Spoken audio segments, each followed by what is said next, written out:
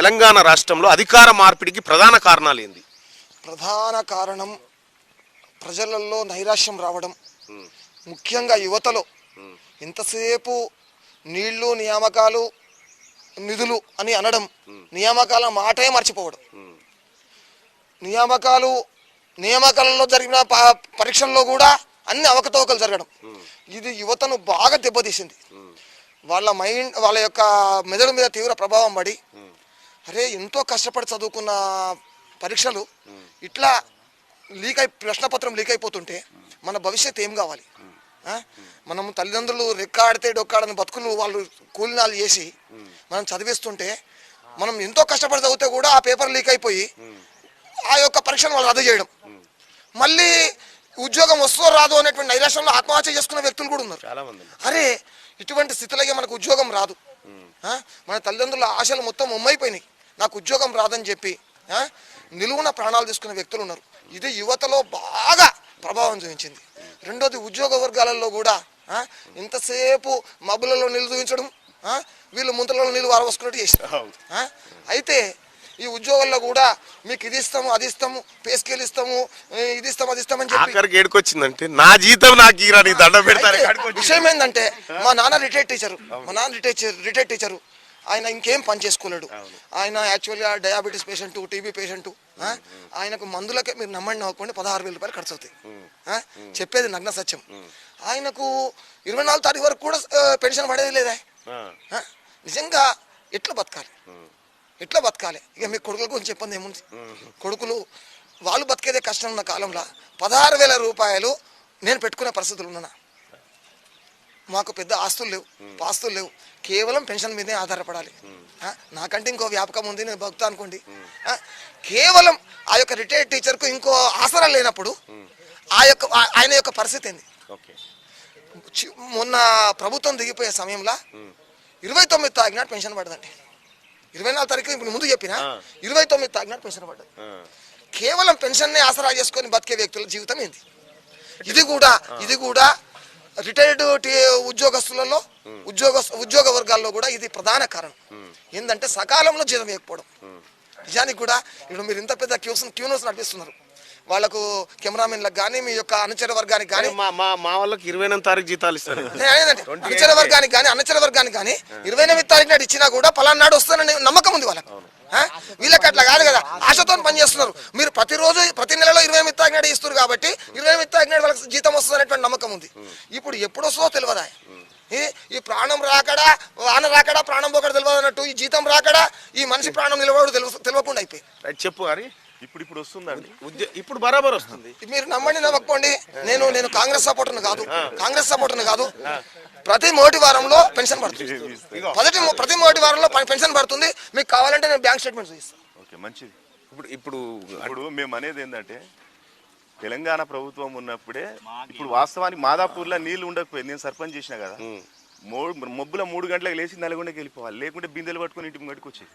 ఇప్పుడున్న సర్పంచ్లు హాయిగా నిమ్మలంగా వండుకోవచ్చు. ప్రతిరోజు నీళ్ళు వస్తున్నాయి. ఇవన్నీ 4-5 వాటర్ ట్యాంకులు మాదాపూర్ పుష్కలంగా వాటర్ వస్తున్నాయి. ఎట్లు వస్తున్నాయి? ఈ నిధులు నియామకం అన్ని చేస్తేనే కదా.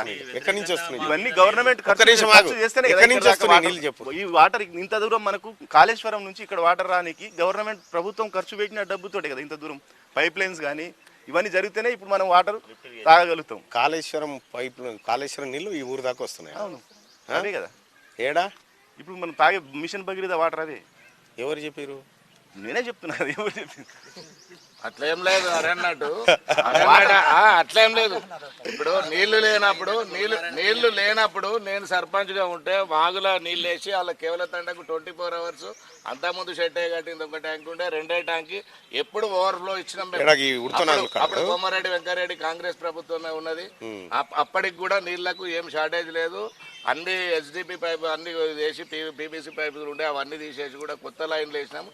నీళ్ళకు బాగానే ఉన్నది. ఇప్పటికి కూడా మనకు ఆ గోదావరి జలాలు అనేవి మాదాపురం చెరువులో ఎప్పుడో ఒక్కసారి అది కూడా ఏదో అట్లా కొద్దిగానే వచ్చినాయి, అంతేగాని ఆ నీళ్ళని ఇప్పటికి కూడా మనం వాడుకుంటలేము. మాకు కాలువలు లేవు, అవన్నీ ఇంకా ఇన్కంప్లీట్ ఉన్నాయి. అది చేద్దామనే వరకే అది ఉన్నది, అది ఫెయిల్ అయిపోయింది. సరే, అది ప్రభుత్వం తప్ప ఎవరిదా అనేది అందులో మేము కూడా పనిచేసినాం. కానీ ముఖ్యంగా ఏంటంటే ఆ పార్టీ ఓడిపోవడానికి కారణాలు వాళ్ళు రకరకాలు చెప్పినా లేని ఆశలు కల్పించారు. నిరుద్యోగ భృతి ఇస్తామన్నారు, అందరికి డబుల్ బెడ్రూమ్లు ఇస్తామన్నారు, ఎవరు అడిగిన స్కీములు బీసీ బంద్ అన్నారు, ఎస్సీ బంద్ అన్నారు. వాళ్ళు పెట్టిన బంధులే వాళ్ళని బంద్ చేసినాయి కానీ అది ప్రజలలో లేని ఆశలు కల్పించేది కాదు. ఇప్పుడు కాంగ్రెస్ ప్రభుత్వం 6 పథకాలు పెట్టింది, తప్పనిసరిగా అది అమలు చేసే తీరుతుంది. కాకపోతే కొంచెం టైం ఎక్కువ తక్కువ ఉంటుంది. ఇప్పుడు ఈ 2 పథకాలతోటి 4వ పథకం అయిపోతున్నాయి. ఆ 2 పథకాలు కూడా తప్పనిసరిగా రేవంత్ రెడ్డి గవర్నమెంట్ లో తప్పకుండా ఇవాళ 2 స్కీములు ప్రారంభం. ఆ 2 పథకాలు రుణమాఫీ అవి కూడా కంపల్సరీ చేస్తారు. మరి చేసిందే చెప్పాలి. వాళ్ళ ఆశలు ఎక్కువ చెప్పారు, తప్పు కాదు. 30 లక్షల ఆశలు ఎక్కువ మందికి చెప్పారు. స్టేట్ మొత్తం 90 లక్షల చిల్లర రేషన్ కార్డులు ఉంటే రేపు ఇవాళ ఇవ్వబోయేది 94 లక్షల రేషన్ కార్డులు ఉంటే ఇప్పుడు 30 లక్షల మందికి ఇస్తున్నారు. మిగతా ఊకుంటారా? వాళ్ళతో ఎలిజిబుల్ ఎవరు ఉంటే వాళ్ళకి ఇస్తారు. ఎలిజిబుల్ ఉన్న రేషన్ కార్డు ఉన్న వాళ్ళు అందరూ ఎలిజిబులే కదా. వైట్ రేషన్ కార్డు ఉన్న వాళ్ళు బిలో ప్రావర్టీ ఉన్న వాళ్ళకే ఇక్కడ చెప్పిండుగా ముఖ్యమంత్రి గారు ఏమంటాడు, ఏది రేషన్ కార్డులు ఉన్న వాళ్ళకు ఇస్తామని చెప్తా ఉన్నాడు. తెల్ల రేషన్ కార్డులు ఇస్తాం, కార్డులు ఉన్నవా రేషన్ కార్డు తెల్ల రేషన్ కార్డు ఉన్న వాళ్ళు అర్హులు అని చెప్పి క్యూ న్యూస్ ద్వారా నేనేం చెప్తున్నా అంటే 94 లక్షల మంది అందరికి ఇవ్వాలని కోరుతున్నాం. ఇస్తే మంచిది, స్వాగతిస్తున్నాం. ఇంకోటి 5,500 రూపాయలు ఇస్తున్నారు కదా, అది 500 తీసుకోండి ఇక్కడ సిలిండర్ దగ్గర. అది మేము సబ్సిడీ మేము అకౌంట్లు ఇస్తామంటే ఇంతవరకు ఉన్న ప్రభుత్వాలు వేయలే అకౌంట్ల. స్టేట్ సెంట్రల్ గవర్నమెంట్ 200 రూపాయలు రిటర్న్ ఇస్తానది ముంచేసింది. ఇప్పుడు ఒక్క విషయం చాలా మంది పడ్డాయి. అరే నువ్వు అట్లా పడ్డాయి, అకౌంట్లలో పడ్డాయి.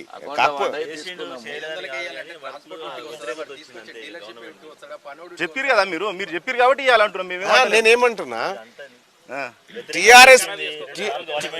టిఆర్ఎస్ పార్టీ ఇక మేము ఇది చేసినామని ఏదన్నా ఒక స్కీమ్ చెప్తే అందులో అవినీతి బయటికి వెళ్తా ఉంది. ఇటీవల కాలంలో మొత్తం 100 రోజులు కాలేదు కదా, ఇంట్లో అవినీతి వెళ్తుంది. ఇంట్లో అవినీతి ఎక్కువ వెళ్తుంది. కాదు, ఇప్పుడు కాంగ్రెస్ కరప్షన్ చేద్దామంటే కూడా కాసులు లేవుగా ఇక్కడ. కరప్షన్ చేద్దామంటే కూడా కాసులు లేవు ఇక్కడ. మొత్తం సృష్టిస్తారు ఇప్పుడు.